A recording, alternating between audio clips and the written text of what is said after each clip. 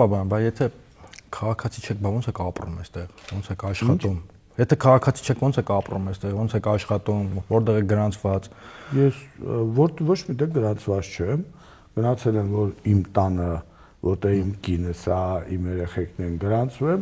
ինձ ասել են դու քաղաքացի չես, չեն գրանցում։ Ազնագիրի վերցրել են, էլ չեն գրանցում։ Իմ կինս քաղաքացի է, երեխեքս քաղաքացի են, բայց ես ոչ։ Բայց ինչով եք ապրում։ Ես ինչ եկամուտներով։ Մեր կնիկը, մեր երեխեքս սպանում են, էլի։ Ես ոչ մի եկամուտ չունեմ։ Այսինքն նենց են պահում, որ կարողանում եք չաշխատել, կողքից եկամուտներ չունենալ, թանկարժեք մեքենա վարել։ Ուրա թանկարժեք մեքենա մի հատ էլի։ Տեսա ջիպով եկաք։ Ջիպով եկա, ասենք իմ ընկերոջ ջիպը որ նստում եմ, դա չի արգելված։ Ուղղակի այտենց բոլորին կոռումպացված լինելու մեջ եք մեղադրում, ասեցի, եթե հարցնեմ, թե որտեղից ձեր եկամուտները։ Բայց դες բացատրում եմ, որ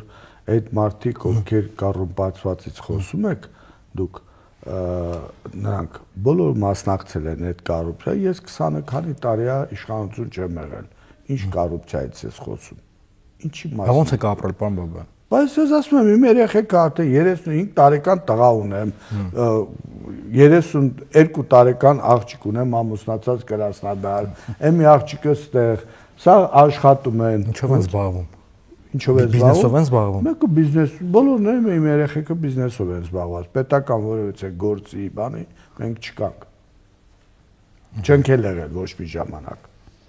Հետաքրքիր է։ Պարոն Բաբան, լավ, ես հարցազրույցին պատրաստվելու համար նայում եմ ձեր հարցազրույցը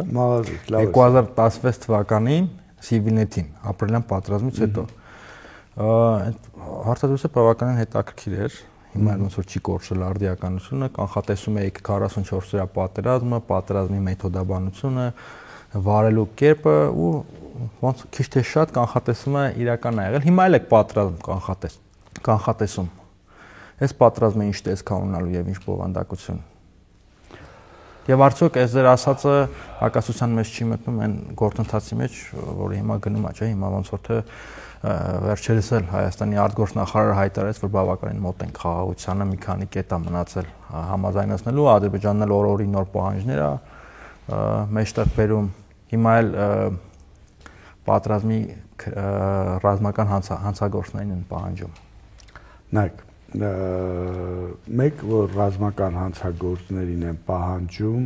պետք է գնանք միջազգային դատարան, այլ ոչ թե Ադրբեջան, որովհետև Ղարաբաղը դա չի եղել որևէ ձևի Ադրբեջանի կազմի մեջ։ Նրանք,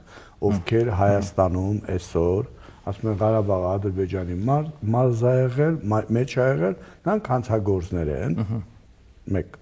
Ես դες կարամ արխիվային փաստաթղթերը հրապարակեմ,